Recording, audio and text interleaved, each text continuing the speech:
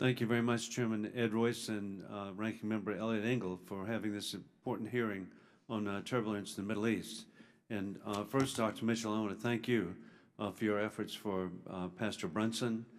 We appreciate Congressman Chris Smith for raising the issue, and then I was very pleased to see your personal interest is significant and all that can be done to address that issue with our NATO ally, Turkey. As we address the topic of turbulence in the Middle East, and thank both of you for being here, a concern I've always had: how do we identify friendly or democratic allies in Syria? With 2,000 troops in Syria, who are we advising to correctly support regime change of the barbaric dictator Assad? The purpose of our military deployment, those 2,000 troops in northeast Syria, is to conclude the campaign to defeat ISIS. In that campaign, we have associated ourselves with the Syrian Democratic Forces, a Kurdish and Arab group in the north and northeast, who have fought alongside us in this campaign. We've made very clear the issue of regime change is not a purpose of our military deployment. It is the defeat of ISIS.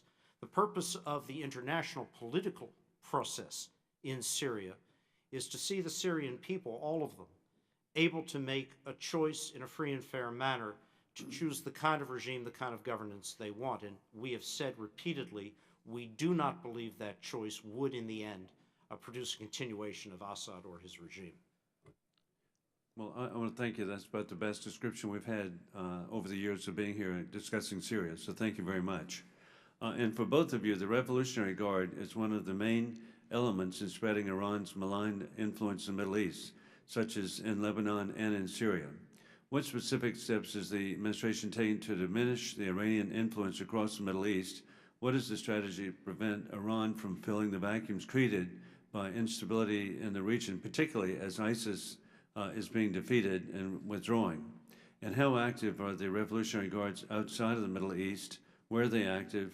And then another point about Iranian-backed militias. Why are they not being identified as terrorist organizations? The administration has aggressively pursued the sources of IRGC support from a financial standpoint and material standpoint, has designated members of the Revolutionary Guard Corps for their involvement in terrorist activities. That step by this administration was quite unprecedented, as the IRGC is an entity of a government, a state. It is extremely unusual to sanction it. We have done for their involvement in terrorist acts. They are a multifaceted, multi-present organization, not just in Syria and Lebanon, but in Yemen as well. They conduct subversive activities directly or indirectly in the Persian Gulf. We are dealing with all of these challenges. Now, how do we do that? Of course, there are sanctions to get at the heart, the arteries of support.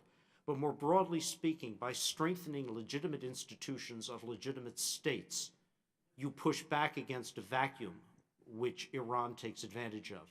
By trying, and Yemen is a particular case here, to bring an end to the conflict in Yemen, you try to heal or close over the cracks, the fissures that Iran quite adroitly exploits to its advantage. Iran will look like the thief going down a corridor in the night for any opportunity to go through a partly open door, an unlocked door, a fully open door. We want to close that as much as possible. So it's a broad approach to a broad and multifaceted problem. And I appreciate, too, that you were recognizing that the IRGC, Iran's Islamic Revolutionary Guard Corps, is separate from the Iranian military, and so indeed acting independently, but achieving, sadly, such turmoil. Additionally, the administration has not yet reimposed sanctions on any entities where sanctions were lifted under the Iranian nuclear deal. What steps has the State Department taken to address Iran's illicit activities, including support for terrorism, arms trafficking, human rights abuses, and ballistic missile development? I think the key area or the key sector that your question strikes to is in the aviation industry, and the administration is actively considering what steps would be appropriate. This is not an easy issue because of the extensive involvement of many corporate entities in broad support for aviation entities in Iran. We are looking at this very carefully. We have reached no decisions. Well, we appreciate your service, each of you. Thank you very much.